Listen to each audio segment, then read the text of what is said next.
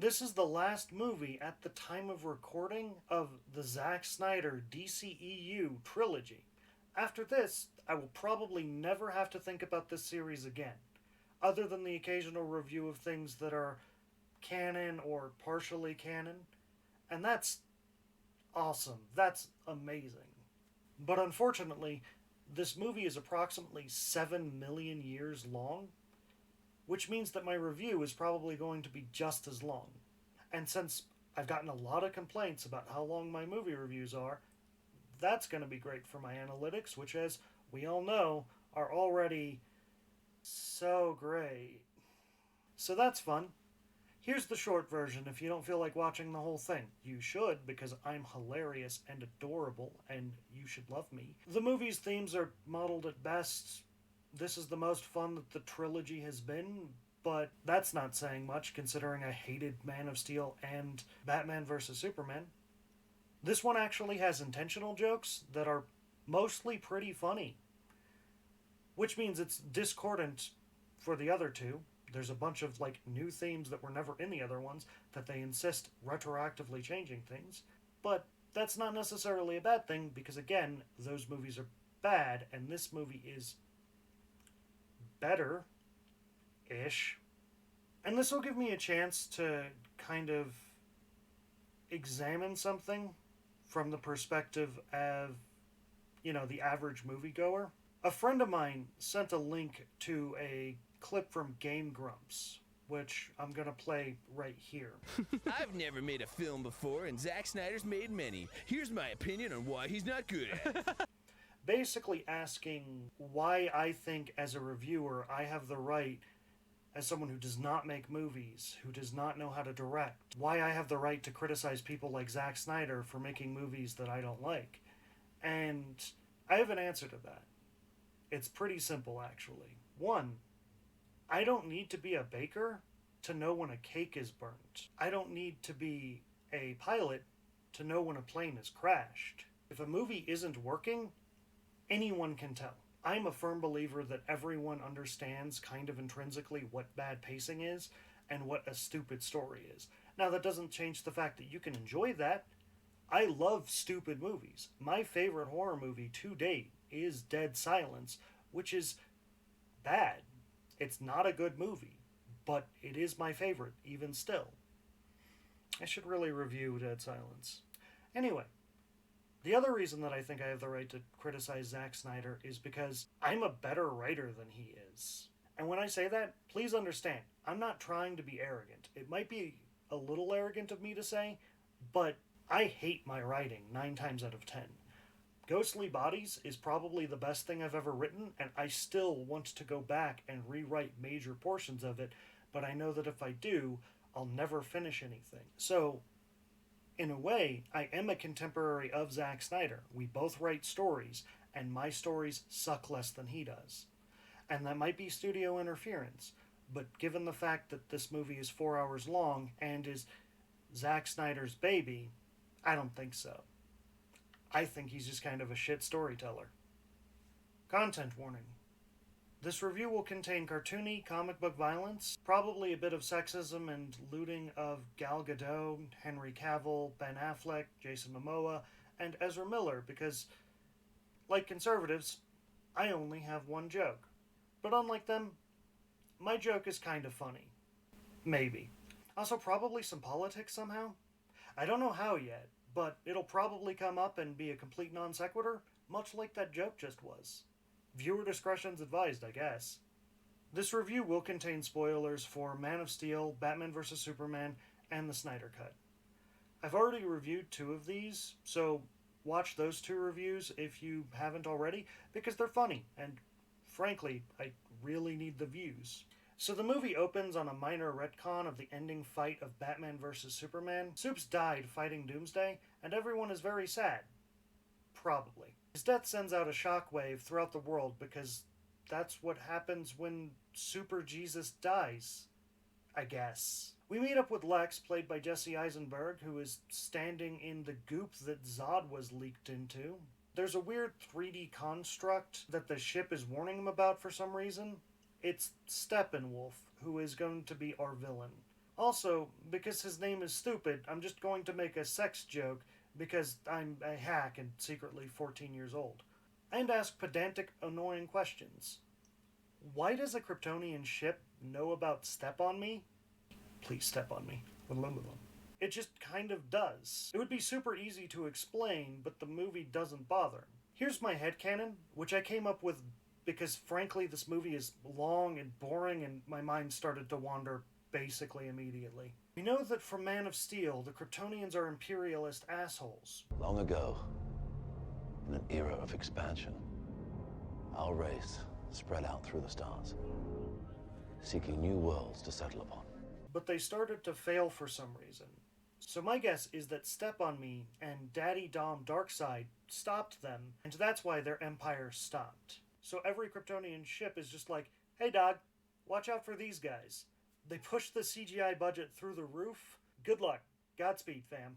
After we scream and shout and let it all out for way too long, we cut to Themyscira, home of the Amazons. We've changed their costumes to be more midriff revealing since Wonder Woman, but there's a muscly chick who I also want to step on me, so I accept this change. Apparently, there are just like 20 Amazons constantly watching the first of 3 plot MacGuffins at all times. From there, we cut to a long establishing shot of Bruce Wayne, played by Ben Affleck, traveling through Alaska, so that he can convince Arthur Curry, played by Jason Momoa, to accept this friend request. But Jason Momoa is too sexy for his shirt and swims away, and there's this weird choir that collects to sing a song for some fucking reason.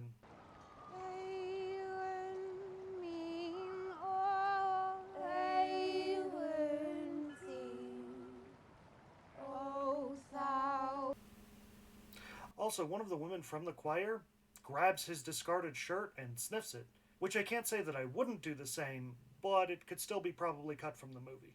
After that, we meet up with Martha, played by Diane Lane, who is moving out of Smallville because she can't keep up with the payments for her farm. She visits Clark's grave.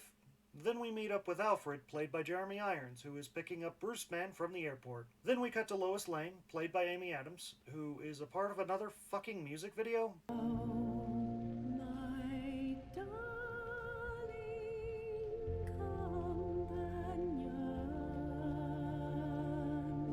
And it's not even good music. I honestly think that the scene works a lot better like this.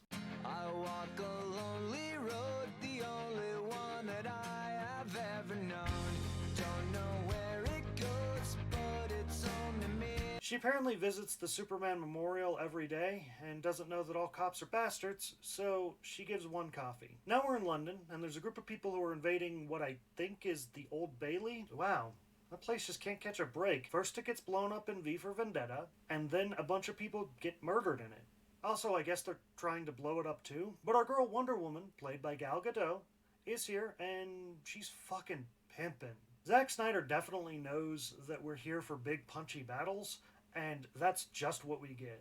Just an absolute ridiculous scene. She deflects all of the bullets that these guys shoot at the hostages in a really cool shot. Then she knocks out everyone except for the leader and grabs the bomb that they're going to use and bursts through the ceiling while he's reloading. Because bullets will definitely do anything at all to her, despite the fact that she just blocked like 100 of them. She tosses up the bomb and we get the Snyder staple. Slow motion. I could do that in editing. I could just say slow motion and slow it down in editing, but I'd much rather just go slow motion. She pops down and does some more bullet blocking. Then, because she, like everyone else, is a fan of V for Vendetta, explodes the fucking building with her bracelets, which are a power that they have, I guess. Her bracelets are really, really overpowered. The hostages, which were all children, are okay somehow, though. I guess it works on movie Claymore logic. It only hurts what's directly in front of it. But those kids are definitely traumatized, though. Like, they're gonna need therapy for so many years. After the shout, the MacGuffin is active and they're really all spooked. Hippolyta, played by Connie Nielsen, shows up and is like, "Who the fuck turned this on?" And then Step on Me shows up and is like, "Mom said it's my turn to play the Xbox," and then tries to take it. But the Amazons are all like, "Nah, fam." And they wrestle for it. Hippolyta grabs it and runs, and they collapse the building it was being kept in. Hippolyta hands it off so that she can watch the building sink into the sea, which looks really cool, but it doesn't work because we're only 20 fucking minutes into this 4-hour movie. Yeah, you've seen it. What did you think? You liked it? It was long, wasn't it? Yeah, we thought it was long. We thought it took a while to get going. Step on Me jumps over the cliff with some parademons and gives chase. He kills some horses because he's a jerk, and gets the MacGuffin and then pieces out. He then decides to take over a Chernobyl power plant, eating up all of the radiation because he cares about the environment. He Zoom calls Desaad, Darkseid's second in command, and we get a really nuanced motivation for the guy. Apparently, he failed Darkseid in some vague mission, and now he has to claim 100,000 planets before Darkseid will stop edging him and finally let him climax. From there, we meet up with Bruce and Alfred, who established their goals for creating a good marketing tool that sells movies for decades. I made a promise to him on his grave. I spent a lot of time trying to divide us. I need to bring us together. We then skip over to Star Labs, where we meet Silas Stone, played by Joe Morton, a scientist there, and father to Victor Stone, Cyborg, played by Ray Fisher. Some parademons come sniffing around for another plot device, but it's not there, so they just kidnap the janitor. Rude.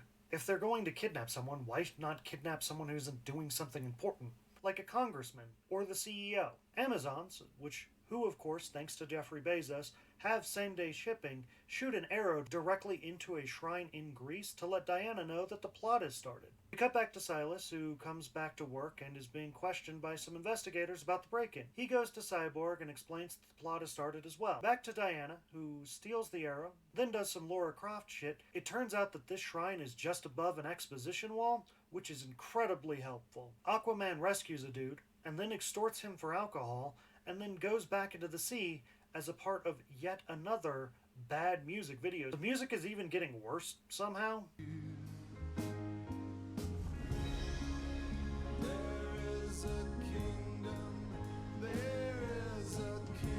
He swims to an underwater throne with a creepy statue, and Willem Dafoe is like, "Hey dog, embrace your destiny." And Aquaman is like, "Ew, destiny?" Dude's pretty cringe, because he is. Step on Me, and I don't have a funny name for Desaad, which makes me Desad, reestablish the motivations because this movie is 4 hours long and people might forget. Diana shows up at Bruce's place and they flirt, and she tells a story about the time the Amazons, Greek gods, and some Atlanteans, and I think King Arthur, all had an orgy with Darkseid that was so hot that he ran away afterwards. Oh, also, Earth has a fourth plot MacGuffin on it called the anti-life equation, but since Darkseid is an idiot, he forgot about that, literally the only thing in the universe he's been looking for forever, and decided to never come back. God, I hate these movies. They're so fucking stupid. Ezra Miller's Barry Allen is applying for a doggy daycare job, and is late and kind of bad at talking to people, but his adorkableness is interrupted by another shitty music video where he steals a hot dog and stares at a woman for like 700 years. All my best to smile till your singing eyes and fingers. Step on Me, Daddy uses enhanced interrogation techniques to figure out where the second MacGuffin box is. Bruce and Diana discuss how to proceed with the next stage of creating the paramilitary existential threat to reality, and almost hold hands, because not only did Zack Snyder watch Justice League, but also the Justice League cartoons, and is a Wonder Bat shipper. Which is fair, I guess. We get a flashback to establish why Cyborg put the Borg inside. He was a great football player, and a hacker already, with a genius IQ. Your son may be captain of the football team and a certified genius, Mrs. Stone. Dr. Stone. That doesn't mean he can hack into our system to change his friend's grades. There Victor's family lost their houses here. How could that child pass her classes? Victor helped her because he's got a good heart.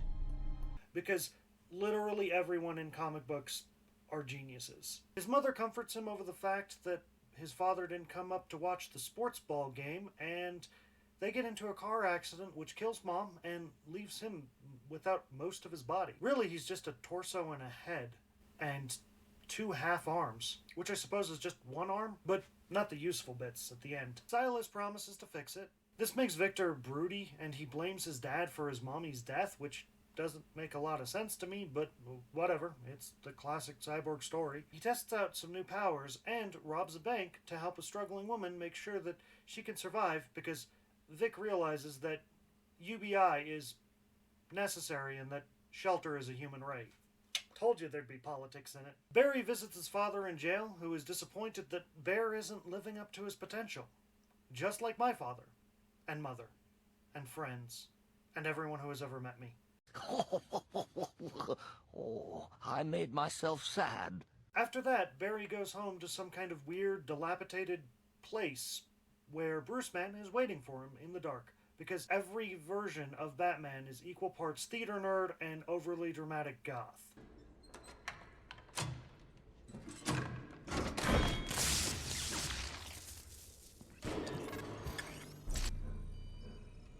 Barry Allen. Barry readily agrees to join the team. Diana proves that Bruce is a plagiarist, stealing the idea for energy-absorbing bracelets. What are you working on? It's a gauntlet. Lined with specialized polymer solar cells. Here, let me show you. A gauntlet that captures and dissipates energy. It's Master Wayne's idea. Maybe you should work on a lasso too. In black, of course. Cyborg asks her for a booty call, and they meet up. But upon seeing that she is too hot and that she has the worst takes on Palestine, he pieces out. He then buries the last mother box in his mother's grave because symbolism or something. Silas comes home and is kidnapped by a parademon. Jim Gordon, played by J.K. Simmons, sends Batman a "you up" message, but when there's more than one of them, Gordon gets a little scared that he may have bit off a little bit more than he can chew, and gives them directions to a swingers party. Slightly before that, the Atlantean MacGuffin box is lighting up, and Mara, played by Amber Heard, tries to defend it from Step on Me, but she doesn't have a knife to cut off any of his fingers, so Aquaboy comes around and fights. But Steppy jacks the box and then runs away, and then Mara establishes that this movie technically takes place before Aquaman, and that's weird and off-putting now. Now that 2/3 of the Justice League are together, they go confront this abusive Dom who is not giving his subs proper aftercare. Always give proper aftercare, even in regular vanilla sex. They try to teach him a lesson, but he is just so big and domineering that it's pretty difficult. Flash and Cy decide to give the aftercare that Step on Me won't, and help get them some fresh air. Now, Bruce, who is definitely a brat, tries defying the Dom, and Diana, who is a Dom herself, couldn't stand to be dominated by anyone else. Oh, this one will be mine. I belong to no one. So the personalities just clash. You should definitely look for someone who can adapt to your needs for any form of sex play, or relationship in general. Batman gets a big sex toy to try and intimidate Steppy, but that doesn't work at all, and he just breaks it. Rude. Don't break other people's sex toys. The Flash and Cyborg come back and try to help, but "What are you doing, stepbrother?"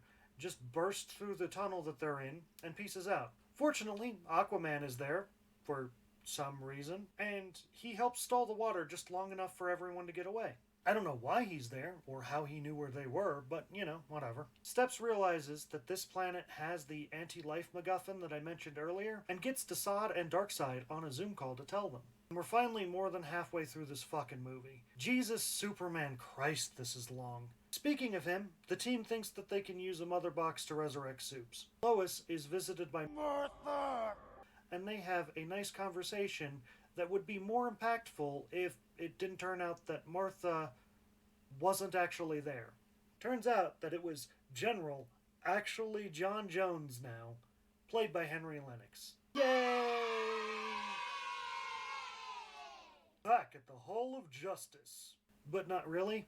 The team decide that they're going to do some light grave robbing and breaking and entering into a secure military facility to desecrate a corpse, which I gotta admit, seems pretty cool. They dip the body into Michael Shannon and Lex Luthor's contaminated goo and decide that the Flash has to jumpstart it this time. Cy has some second thoughts because of a vision that he gets of the future where he, Mara, and Bats are all cosplaying as Mad Max characters with Darkseid doming Supes. But due to having poor cell reception, the plan goes on anyway. We do some electric play on the corpse, which definitely has some fucking consent issues, and Clark, played by Henry Cavill, agrees, because he is fucking pissed. They fight, and we establish that Superman is stronger than all of them. Mostly because we refuse to give Diana her full powers, because they're cowards. Supes is about to murder Bats, but Lois is like, hey, where's my hug? And he and she fly off and make out or whatever. Silas, realizing that Steppy will be coming for the MacGuffin, grabs it and then runs into the lab. Steppy is right on his heels, but thinking quickly, he superheats the mother box. Which is also what I do to your mother's box. Ayo! I'm so clever. Also, Silas falls to pieces after that because sometimes sex is hard. And if it's not, there are pills for that. Cyborg, distraught at his dad's death, tries to fight Steppy, but Step on Me just grabs the box. Ooh, that's bad. We need that, right? Walter, we need that, right? Yes, very important. Thank you, Walter. Of course, sir. 5/6 of the Justice League figure out where Steppy hangs his weird hammerhead cowl thing, and head that way. Supes is still at the farm, and his mom comes up and he greets her in the most natural way. He says that he's got to go be a hero. Stepbrother decides to activate the Unity to terraform the planet into something a little bit more apocalypse-y. There sure are a lot of terraforming in these movies. Most of the League heads off to the title fight, and Supes stops by Zod's ship so that he can get a really lame-looking black suit. Then he goes to Tan for a while. They also try to reframe Jonathan Kent as though he always intended for Clark to help people. You were sent here for a reason. You will give the people of Earth an ideal to strive towards. And even if it takes you the rest of your life, you owe it to yourself to find out what that reason is. I'm so proud of you, son. Your mother and I knew you would change the world. You need to show them who you are. Even though, in the first movie, he literally advocating for letting children die. I just wanted to help. I know you did, but we talked about this. Clark, you have to keep this side of yourself a secret. What was I supposed to do? Just let him die? Maybe. And no, I will never let that go. This Jonathan Kent sucks, and I hate him. Jor-El is still cool in my book, because that was literally always Jor-El's intention. Jor-El is a better Jonathan Kent than Jonathan Kent in these movies. No reframing needed. So the League arrives. The plans is for Bats to take out some of their defenses on a suicide mission because he has a bunch of unresolved guilt for killing Superman that one time, kind of, while everyone else just gets closer. Whatever you see, stick to the plan. That's why I brought you together. Get to the reactor.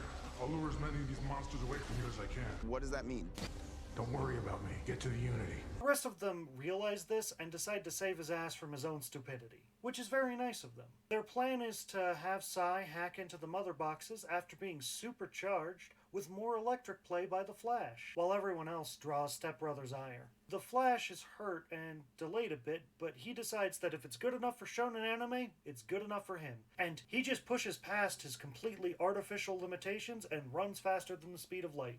Just gotta go faster than the speed of light, far beyond the speed of light. You gotta break the rule, Barry, and you've gotta do it now. Mildly rewriting time, which I guess makes sense because the next Flash movie that's coming up is just doing Flashpoint Paradox, which I think is too soon, but everyone else thinks is fine for some reason. Soup shows up and decides to wrestle with Step on Me because he's also a brat. You cannot convince me that Lois Lane doesn't peg Superman in every iteration. They fight some more, and Diana cuts off Steppy's head and mails it, Percy Jackson style, to Darkseid. Then we get a promo shot of them standing together. We're almost done. Only like 25 more minutes somehow.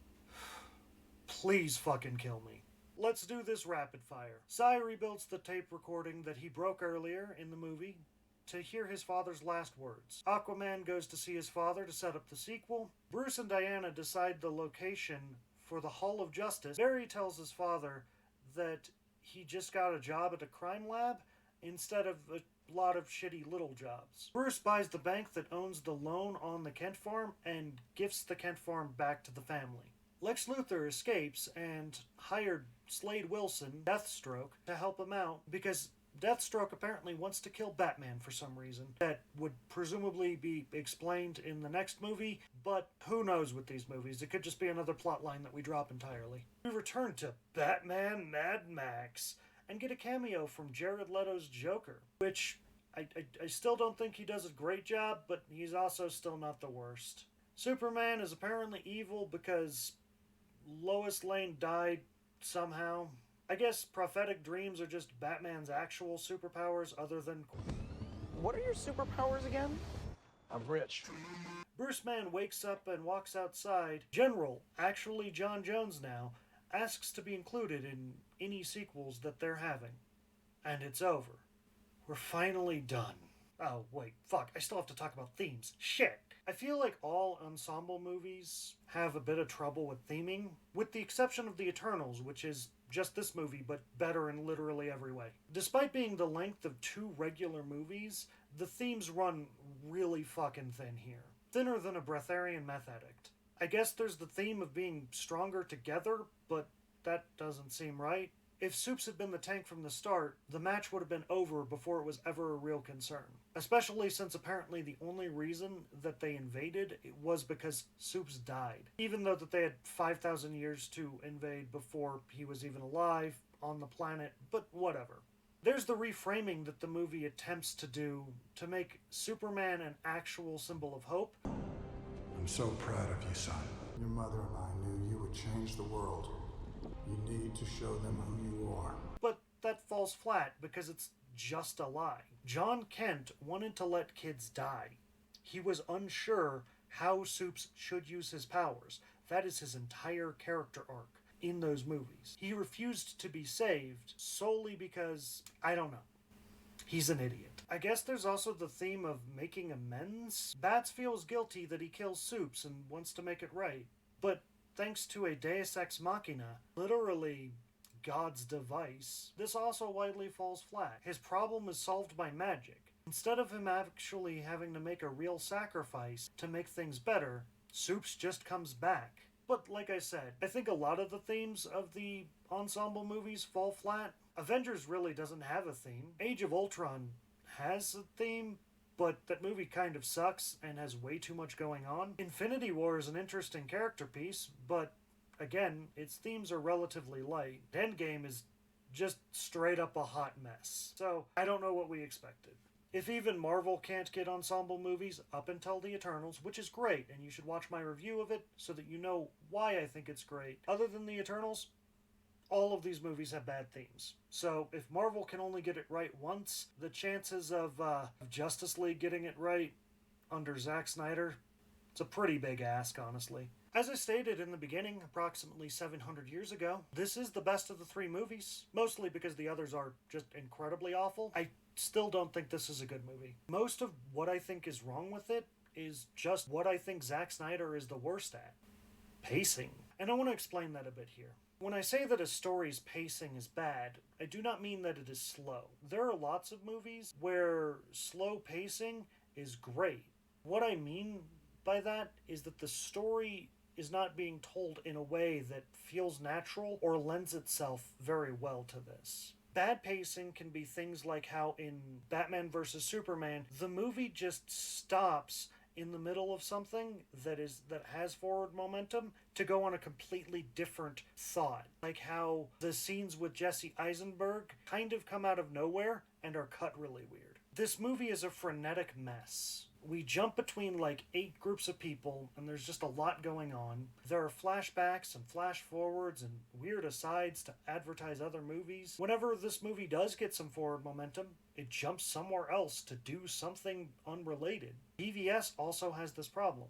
It's widely why I don't like the movie. All of my other complaints aside, my biggest problem with these movies is that they feel much longer than they actually are, because Zack Snyder loves stuffing his movies full of bullshit that probably could be cut. This movie might be fine if we just cut it down by an hour and a half, and that wouldn't even be hard to do. Cut out a lot of the establishing shots that look good on their own, but don't add anything to the movie. Cut out the bad, boring music video scenes. Trim down some of the dialogue, and that's probably just 45 minutes right there. Cut out scenes re-establishing motivations for the 3rd, 4th, 5th, 6th time, and that's even more time saved. And again, people ask me what gives me the right as someone who is not a director to criticize Zack Snyder. And again, I argue that anyone can be a film critic. Everyone kind of has a sense of what bad pacing is. And again, I'm also a writer. I've written 2 books so far, and I'm writing a 3rd right now. Well, not right now, but you know what I mean. And are those books perfect? No, absolutely not. But I'm not asking for perfect. I'm just asking for competently done. These movies, they're not competently done. Sorry. But if you'd like to check out my books to see if I'm actually any good and have the right to criticize Zack Snyder, or if you want to get annoyed that they exist to the point where you start an entire YouTube channel just to complain about them, like I did with these movies, check them out below. We have Ghostly Bodies, a haunting romantic comedy, which is about a medium and a ghost that fall in love. Kind of like the movie Ghost, but without Whoopi Goldberg. Then there's Plaything of Existence, where 2 warring alien species torment a child of both of them and reveal themselves to humans who panic at the destructive capabilities of these things. Both of them are available on Amazon, links down below. Probably most relevant to this conversation is the superhero novel that I'm writing, Smash Gal and Esvanir. Smash Gal is a Supergirl-esque character who can fly at supersonic speeds and lift 60 tons, but cannot solve problems of the world on her own. She discovers that she's ill-equipped to deal with systemic racism, systemic oppression, injustice, or weird internet culture. Esvanir is a Robin Hood-esque thief who steals from the rich corporations with their super advanced technology and gives it to people in need. And they're also childhood friends, which causes even more drama. That's available for free right now, linked down below. Check it out. While you're down in the description, definitely buying my books and reading them. Why not like this video? And comment another movie that you'd like me to review. Or just tell me how I misunderstand Zack Snyder's excellent vision. Share this video. Print out every frame and then break into a secure facility and dump the frames, electrocute them until they burst forth and announce to the whole world that they're the second coming. Also, follow me on Facebook, Twitter, support me on Patreon so I can keep doing these videos. Until next time, I'm Sean, your super tired reviewer, signing off.